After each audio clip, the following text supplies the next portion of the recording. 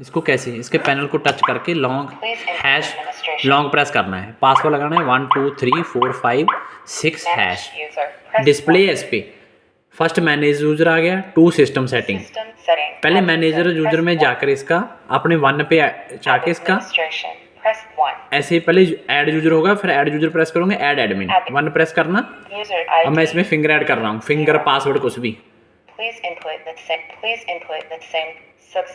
ये मेरी एक फिंगर ऐड होगी एडमिन में। स्टार से बैक आना है, ऐसी सेटिंग आती है इसमें। बैक आए, 2 नंबर पे आ रही है सिस्टम सेटिंग, मोबाइल फोन से कैसे कनेक्ट करना, वाईफाई वाला लॉक है, 2 प्रेस किया।